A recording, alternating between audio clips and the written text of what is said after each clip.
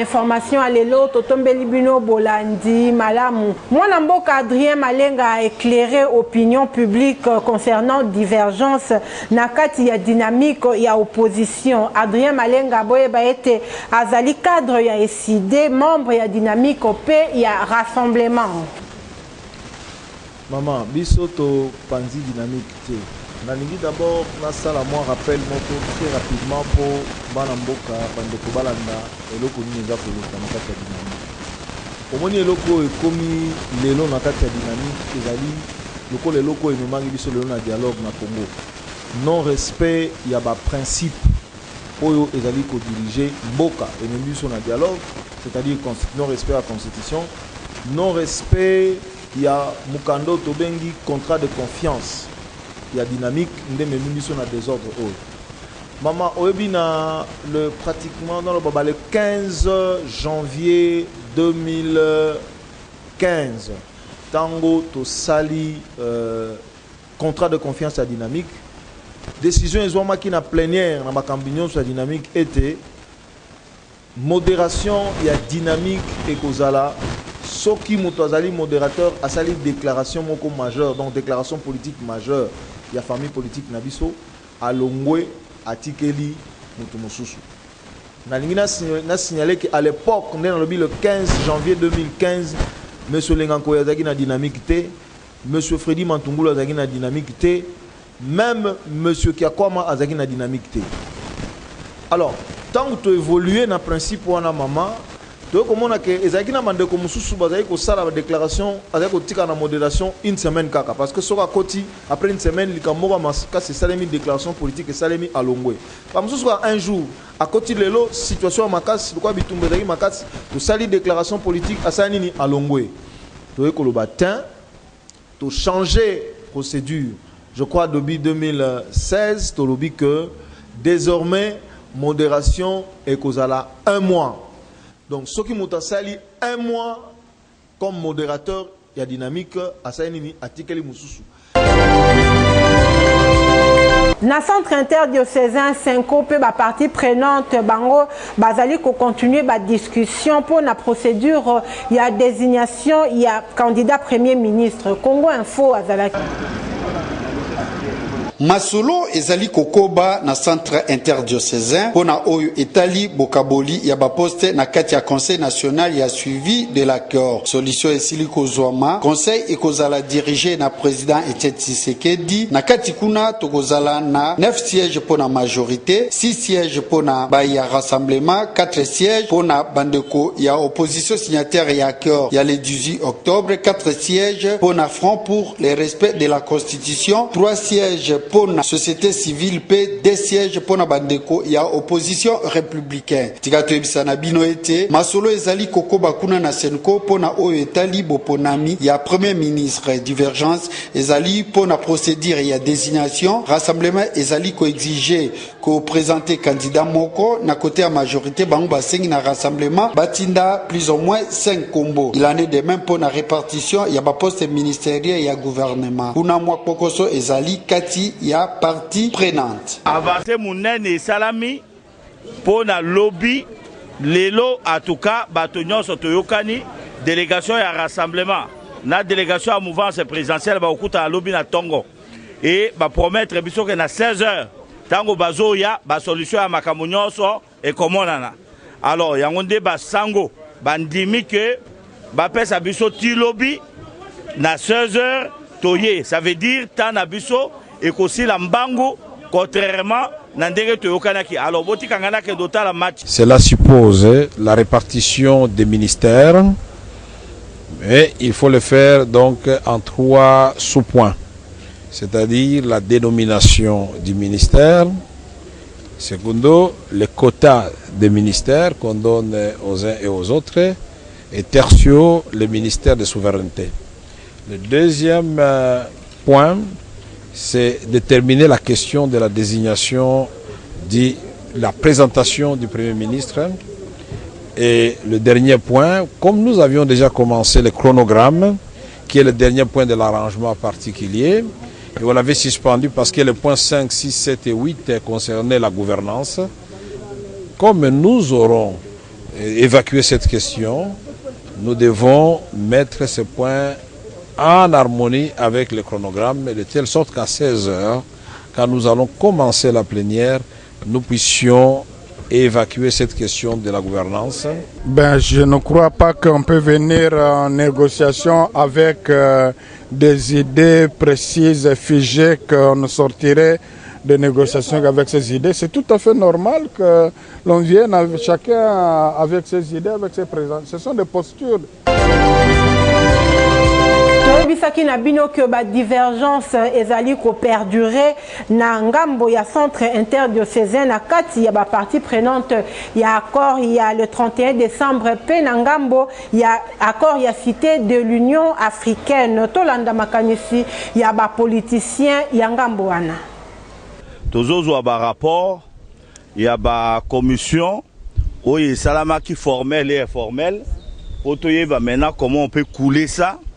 Na ba résolution na biso, il y a accord particulier.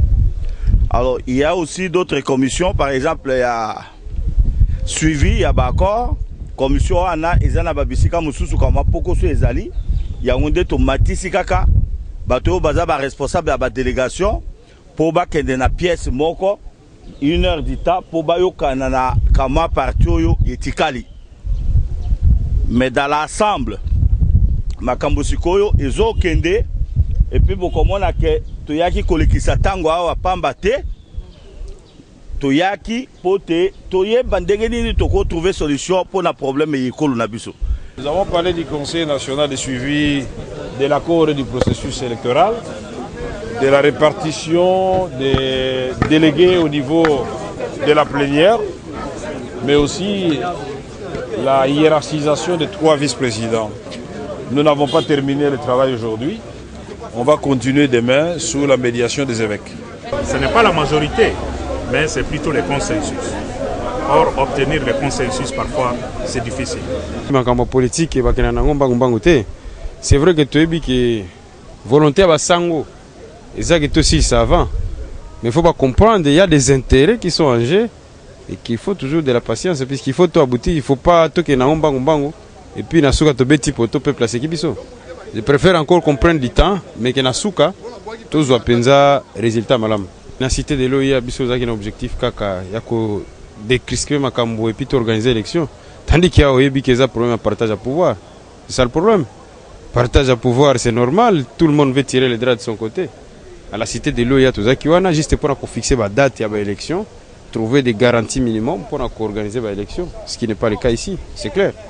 Interfédéral ya UNC Funa mwana mboka Muchipanda apesi point de vue na ye pe makanisi ya honorable Vital Kamerhe na oyo etali prochain gouvernement. Laurence Kumasamba zalaki wana pona compte ya Congo Info. Biloko moko to banda komiyo kapeso ni peto mi bangaka. Total ka ba portrait ya ba premier ministre mususu otomona kana mboka ba paya na France, ba Belgique, ba Grande-Bretagne, ba États-Unis. Tout le monde a quand même un profil, un portrait de profil à Premier ministre. Mais on dirait ici chez nous, Premier ministre, sur le lobby qui est PSA, na partie Nabino, tu vas prendre n'importe qui au PSA de Premier ministre. Non, non. Il faut mettre quelqu'un qui est convaincant et convaincu. Dans ça, qu'est-ce que tu vas faire? Le roi Ningobaï Awakena, Oyakancha, tout le monde a dit que ceux qui étaient Vital Kamerhe, ceux qui postent à Premier ministre. On sait ce que Kamerhe a. Il a cette carrure, il a le charisme, il est intellectuel. Donc tout ça, il peut le faire. Il a une carrière politique. Mais tu vois, tu as une carrière politique.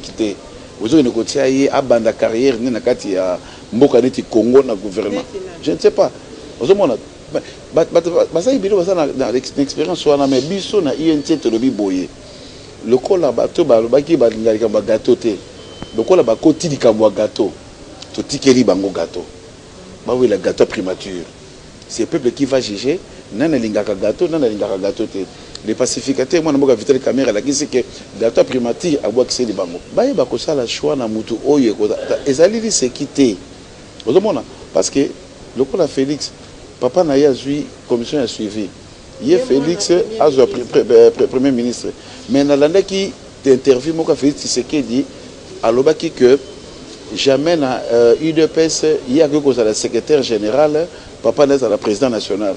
Mwana mboka Etienne Tshisekedi, président national, il y a eu des PSP, rassemblement de forces politiques et sociales acquises au changement. Asali Mombembo kuna na mboka à Bruxelles pour na likambo etali santé na yetu. Na cadre ya collaboration entre les organes de presse Tokundola oye kambamaka na mwana mboka Flavien Roussaki bango bayaki kosala visite na ba installation ya Congo Info azanga kite kopesa ba impression na ye elongo na rédacteur en chef ya Tokundola Jupe Stembwe Bolanda. Invité à Lelo ezali monsieur Nico Mayenge Lengenge oyo azali secrétaire ya Sika ya MLP parti cher ya Franck Diongo. Merci madame la journaliste pour la motuna otuni yambo ya répondre na motuna na yo. Honorable Franck Diongo, mwana mboka oyo a sacrifié bo moto na vie nae pour la démocratie na liberté ya bana ya mboka.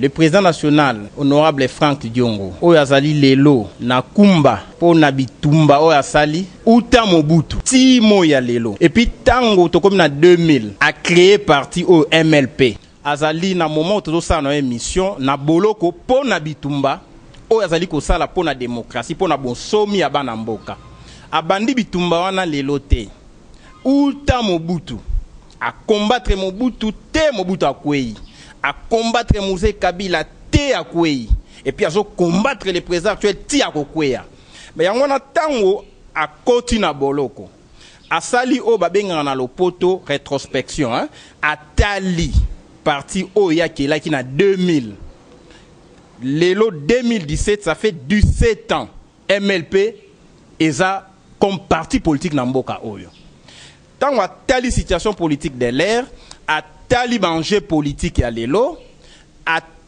taliba cadre nyonso ya parti a lobby tenangonga oyo na pesi confiance nanga na mwana mboka maître Nico Mayenge Lengenge pour akoma secrétaire général ya MLP pour na motuno tuni une fois encore je te donne l'information en tant que responsable numéro 2 à parti après Franck Diongo Senko et ambi mikanda na biso tozali bavoka ya Franck Diongo toali pe ba kondi ya parti to komela ki Senko memo pona dossier Franck Diongo na 15 de nos combattants au bali na prison Makala mais sous ba mona na teti le balai plus de 50 donc Senko azali saisi de manière officielle au même moment nous avons saisi la Senko au même moment to saisir monde entier pour comprendre que rapport na biso na Senko rapport ya MLP na bato bana dialogue tozali na parfait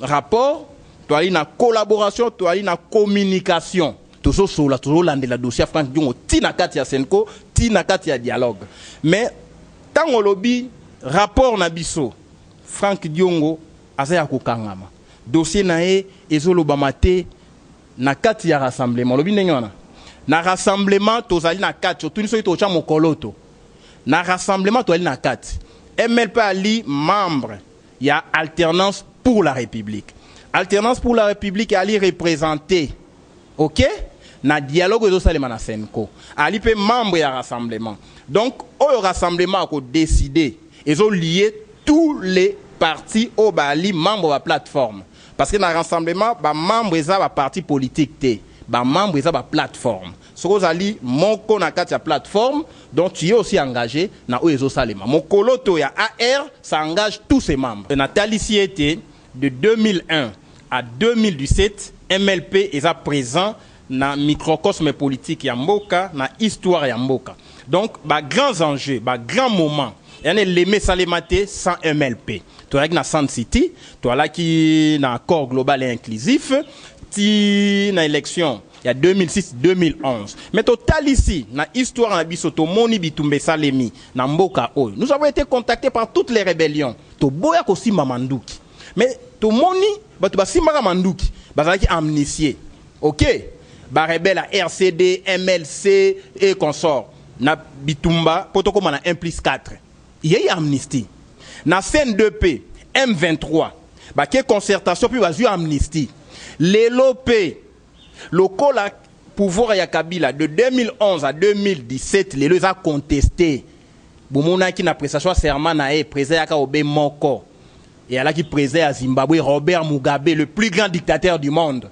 Alors puisque c'est un régime illégitime et les lopé tozongi na illégitimité et on na kata illégitimité on a à 5 ans bakangi batu babomi batu bakangi ba politicien parce que baboma quitté parce que iba quitté mais pour na opinion politique pour na bitumba ya légalité et puis ya légitimité yango MLP a proposé par rapport aux enjeux actuels pour résoudre la crise de manière globale et inclusive et puis de manière durable, il faut une amnistie générale parce que on se retrouve dans le même contexte il y a 2002-2003 contexte il y a 2008-2009 et puis contexte il y a l'élo et à contexte il y a crispation politique c'est-à-dire il faut tout le cas de décrispation. Nangambo sport boyeba ete kuna na CAN Total Gabon 2017 lobby ezalaki victoire ya ba Léopard ya RDC contre ba Pervier ya Togo bango bayebaki na ko gagner 3-1 nango Congo Info akendaki pona koyeba ba impression ya population awa Léopard aleki na quart de finale tolanda.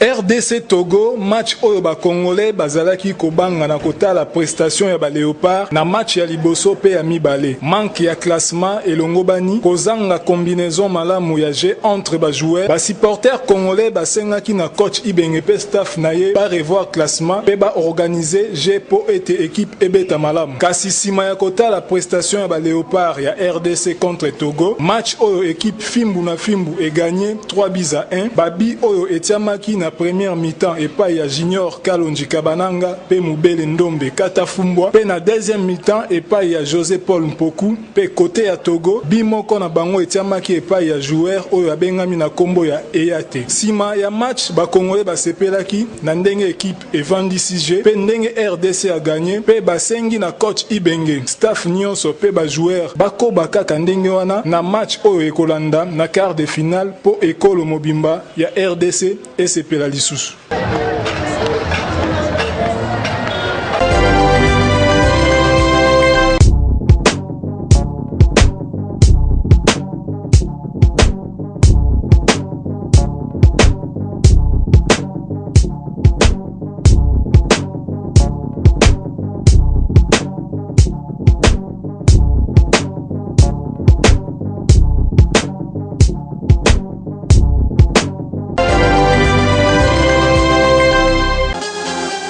La société Tic Tac Mobile lance une formation en informatique sur l'administration système, infographie et réseau. Du 23 janvier au 23 mars 2017, l'inscription est complètement gratuite. Les frais de participation s'élèvent à $45 par mois, payables en 2 tranches. Chaque lundi et jeudi de 17h à 19h et le samedi de 9h à 11h. Une seule adresse, Maïcha Park, boulevard du 30 juin, commune de la Gombe.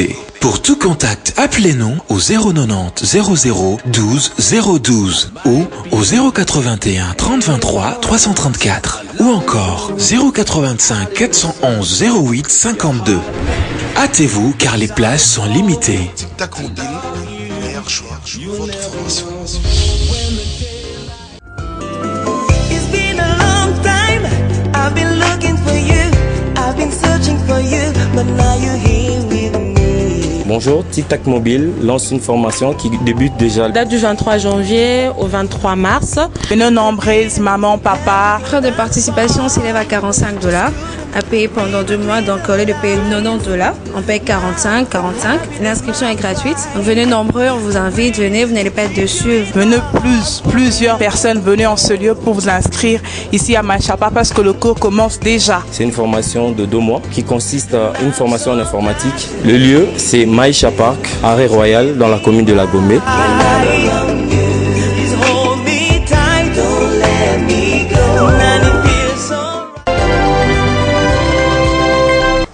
Suka ya journal na biso soki esepelisaki bino ezalaki na concours ya rédaction mobimba ya Congo Info ngana bino tokutani mikolo mizali koya botika la malamu.